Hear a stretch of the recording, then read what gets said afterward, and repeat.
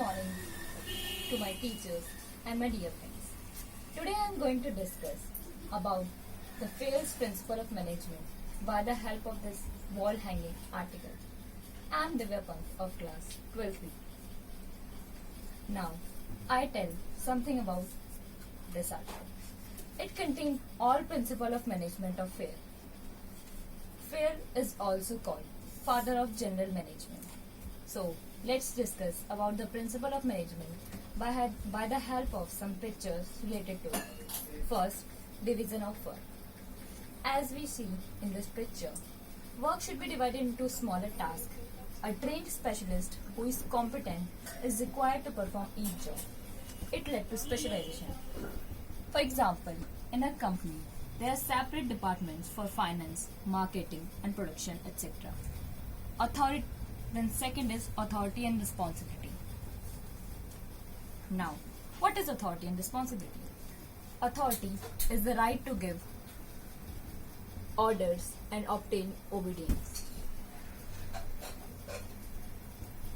This is the picture of authority and responsibility. Authority is also known as power to take decision.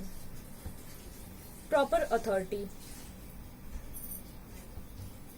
should be delegated to meet the responsibility. Now, what is responsibility? Obligation of a subordinate to proper perform the assigned duty. State of being accountable or answerable for any obligation or obligation to complete a job assigned on time in best way. Third is discipline. Discipline. Obedience to organizational rules and employment agreement which are necessary for working of the organization. Discipline helps a business owner to create a clear vision regarding the enterprise, set goals and create an action plan. For example, we can see in this picture. Then fourth is unity of command. Each participant in a formal organization should receive orders from and be responsible to only one superior. It prevents the confusion regarding tasks to be done. Then fifth is unity of direction. Like we can see in this picture, each group of activities having the same objective must have one head and one plan. There should be only one leader and one plan for a series of activities seeking the accomplishment of same objective. Now, seventh is remuneration of employees. Like you can see in this picture, employees should be paid fair wages, which should give them at least a reasonable standard of living. But at the same time, it should be within the paying capacity of company. The remuneration should be just and equitable. Now, eighth is centralization and decentralization. Like we can see in this picture, the centralization of decision-making authority. The concentration of decision-making authority is centralization, while decentralization is the dispersal among more than one person. When decision-making is kept at the top level, the organization is centralized. When it is delegated to lower organization levels, it is called decentralized. Now, ninth principle of management is scale chain. Like we can see in this picture, organization should communication that runs.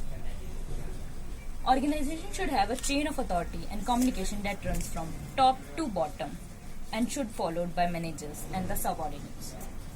It is a chain of all superiors from the top management to the person working in the lowest ranks are known as scale chain. 10th is order. This is a picture of order. Order signifies that everything and everyone in his or her place, as there is a fixed place is present in this, so that it does not affect the business activity and increase productivity and efficiency.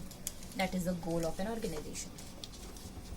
Now, the 11th principle of management is equity. As we can see in this diagram, it signifies that there should be should not be any discrimination in regards to race, sex, or religion. Kindliness and justice should be exercised by management in dealing with their employees. We can see in this picture that all the employees are treated equally. Now, 12th is stability of personnel. Stability means no frequent change, termination, and transfer, etc.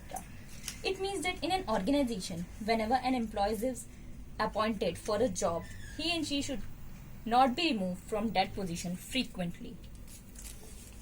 Now, 13th principle of management of fail is initiative. This is a picture of initiative. It is a first step with self-motivation. Successful management provides an opportunity to its employees to suggest new ideas, experience, and more convenient methods of work. Employees should be encouraged to take the initiative in work assigned to them. Like we can see in this picture, these are the employees taking initiative to do some new. Now, 14th is esprit de corps. Esprit de corps. This principle states that an organization must make every effort to maintain group unity in the organization. The common spirit existing in the members of a group and inspiring enthusiasm, devotion, and strong regard for the honor of the group. Management should promote teamwork.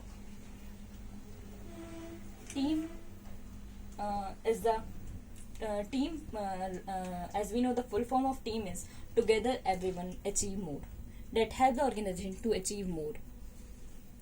Thank you and have a nice day.